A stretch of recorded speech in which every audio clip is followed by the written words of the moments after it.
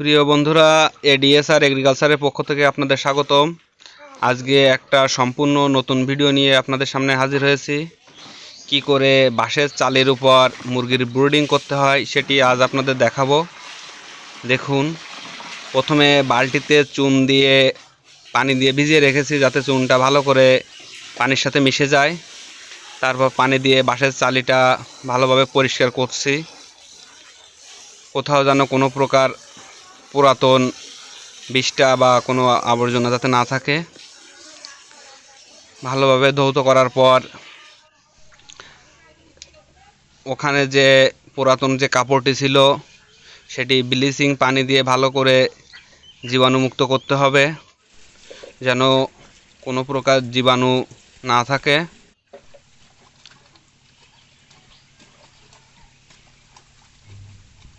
ভালোভাবে জীবাণুমুক্ত করার পর ওটা রৌদ্রে শুকাতে হবে। তারপর বাঁশের চালের উপর চুন প্রয়োগ করতে হবে। দেখুন, সব জায়গায় ভালোভাবে চুন প্রয়োগ করা হয়েছে।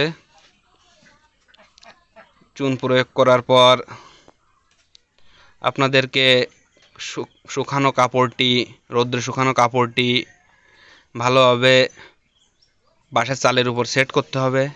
দেখুন কিভাবে বাঁশের চালের উপর সেট করা হয়েছে। আপনারা অনেকেই কমেন্ট বক্সে জানতে চেয়েছেন কিভাবে বাঁশের চালের উপর মুরগির ব্রুডিং করা হয়। কাজটি অত্যন্ত দক্ষতার সাথে এবং সূক্ষ্মভাবে করতে হবে, যেন কোথাও কাপড় ভাঁজ হয়ে না থাকে। সুন্দর করে ধীরে ধীরে কাপড়টি সেট করতে হবে। কাপড়টি সেট করার পর আপনাদের ভালোভাবে জোড়া মিশিয়ে দিতে হবে। ভিডিওটি না টেনে দেখতে থাকুন।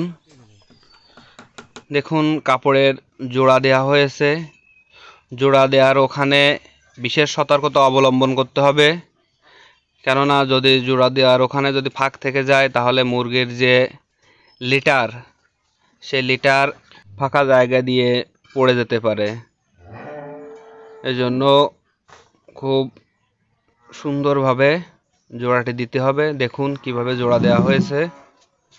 তারপর যে চাটাইয়ের বেড়া দিতে হবে, যেহেতু মুরগির বাচ্চা তোলার সময় অল্প জায়গার দরকার, এই জন্য চাটাইটা বেশ ভালোভাবে যত্ন করে বেঁধে রাখতে হবে।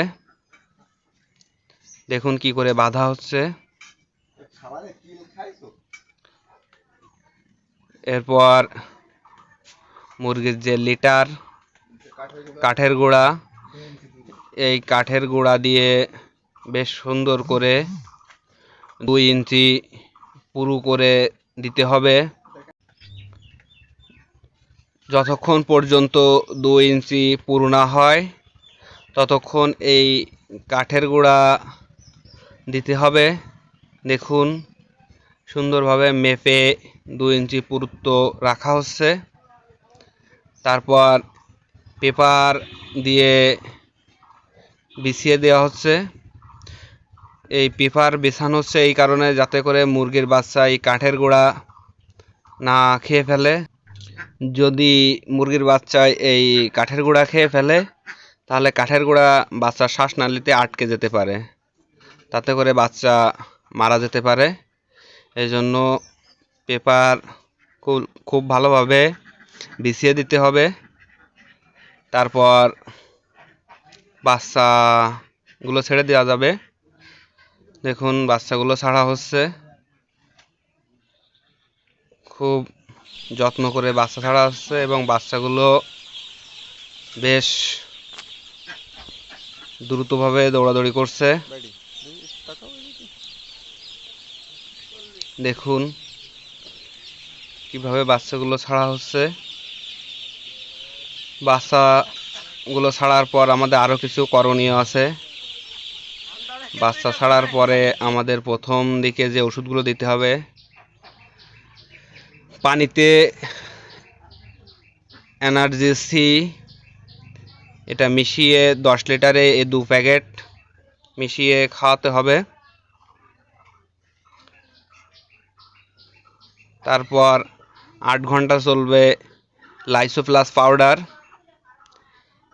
এই পাউডারটি মুরগির রোগ প্রতিরোধে ক্ষমতা বৃদ্ধি করে।